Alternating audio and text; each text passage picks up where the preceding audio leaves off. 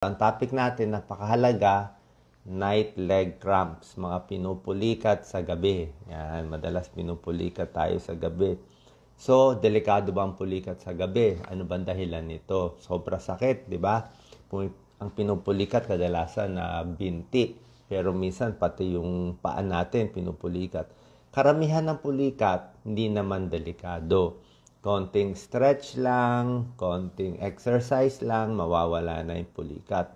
Pero kung yung pulikat nyo ay madalas, kung sobrang sakit yung pulikat, hindi na kayo makatulog, o baka kung nanghihina na yung paa, o nagmamanas na, o namamanhid na ang paa, ibang klaseng pulikat na yon. Pag ganon, papacheck na natin. Mas madalas ang pulikat sa nagkakaedad. Usually, bata pwede rin, pero pag 50 and above, mapapansin nyo, mas madalas yung pulikat. So, ano ang mga dahilan? Kung ano ang dahilan ng pulikat, yun na rin ang solusyon. Okay? May ibang tao, walang dahilan, pinupulikat lang basta, pero minsan ito yung mga causes. Number 1, baka napagod ka nung araw na yon. So, napagod ka, nag-exercise ka masyado, na-work mo yung muscles mo, wala namang masama doon. Parang napagod siya, hindi siya sanay. Kaya sa gabi, pinupulikat. Pangalawa, possible din na matagal ka naipit sa isang posisyon. Let's say, matagal ka nakatayo. O may pinila, matagal nakatayo. So, medyo na-stretch yung paa, tumigas yung paa. O baka nakaupo ka na matagal, pwede rin nakaipit ka. So, maganda, upo sandali, lalakad. Tapos ini-stretch yung matitigas na muscle. Kasi pag naipit ka sa isang posisyon, baka sa gabi, doon lalabas yung pulikat. Number 3, pwedeng dehydrated ka. Kulang ka sa inom ng tubig. Hindi ka uminom ng sapat na tubig.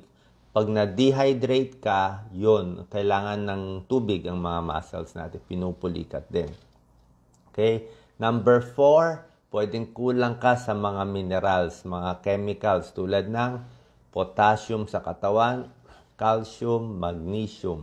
Kaya pag pinupuli ka, sabi ko, kumain ng saging, 2 saging. So, pwede ka magsaging, mag-multivitamin ka, pwede yon. Baka mababa ka sa ganito.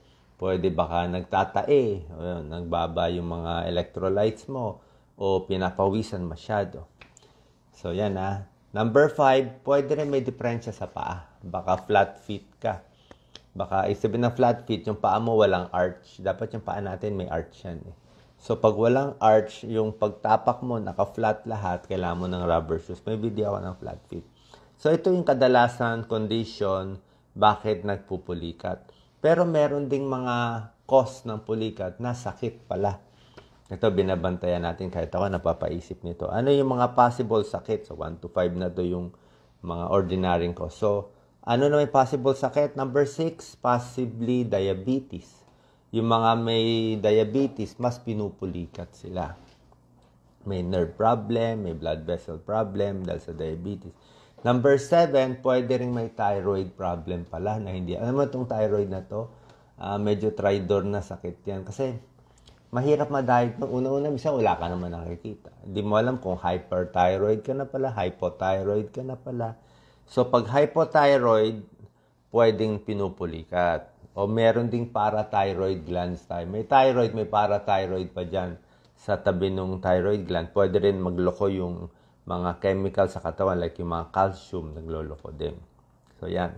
Number 8, pwedeng may blood flow problem sa paa. Anong blood flow? Yung daanan ng artery. Yung sa artery, daluyan ng dugo. So, baka may bara sa daluyan. O baka nagkakaedad. Baka diabetic, baka puro sigarilyo, nasira yung blood flow, baka cholesterol, baka high blood. So, pag may blood flow, kulang ang daloy ng dugo, pinupulikat din. Minsan, naiipit lang, di ba? Number 9, bukod sa artery na problema, daluyan ng dugo, pwede rin may nerve damage. Yung nerve naman sa paa. Ano nagkakos ng nerve problem sa paa? Diabetes, nasisira yung nerve sa paa, kaya namamanhid. Diba? Yung mga nagkakaedad, nasisira din yung nerves. So, that's one possibility. Number 10, last possibility, baka may iniinom kang gamot. Baka meron kang pampapayat na iniinom na tae ka ng tae. Diba meron tayong mga pampapayat na puro dumi ka ng dumi yun, bumagsak yung mga electrolytes mo.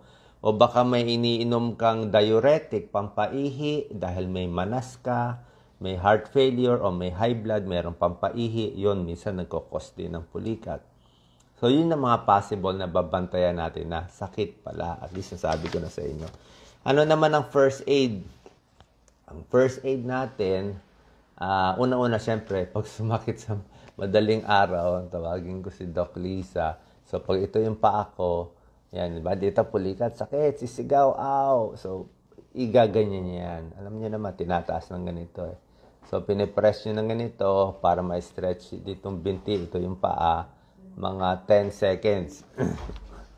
Pag mga 10 seconds na stretch mo, mawawala yan. Okay? Tapos, pwede massage konti yung masakit na paa. So, stretching is okay. Pwede mo lagyan ng heat pad o warm towel. Pag sa umaga naman, lagyan mo ng warm. O pag naliligo, maligamgam na tubig, marirelax yung muscle.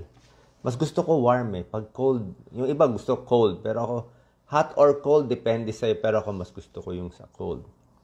Number 3, syempre mag-hydrate ka. Nung na maraming tubig, baka dehydrated ka.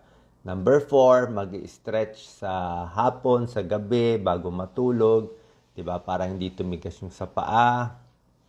Tapos, kung may flat feet ka, mas maganda naka-rubber shoes ka sa araw. Minsan naman, ito pa, isa pang cause, minsan, masikip yung yung bedsheet mo, yung kumot mo. Yung kumot mo, masyadong masikip, naipit yung paa mo. Diba? May higa daw na nakaka-cramps eh. Minsan yung higang diretsong ganyan.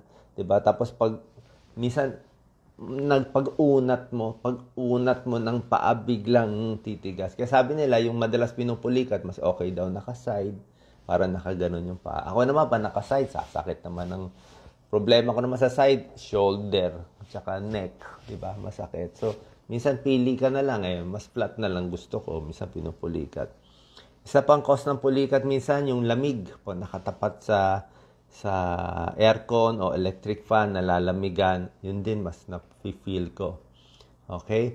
Next, pwede ka uminom ng mga vitamins, multivitamins, saging, sports drink kung gusto mo.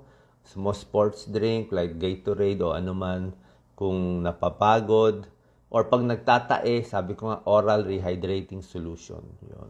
Tapos lastly, maganda minamassage. Diba? Ako lagi ko nga gusto ko talaga yung massage eh.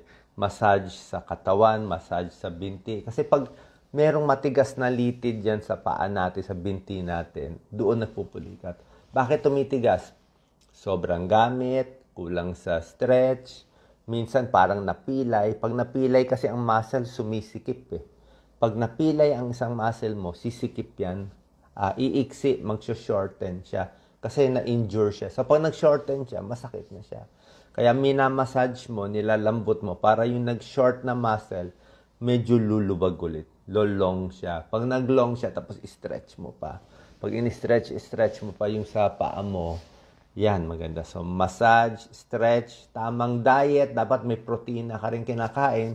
Eh, kung puro kanin na lang, tsaka noodles, pupulikati na, o di walang sustansya. So, kompleto yung diet, tamang sapat na tubig, yan ang mga kailangan natin.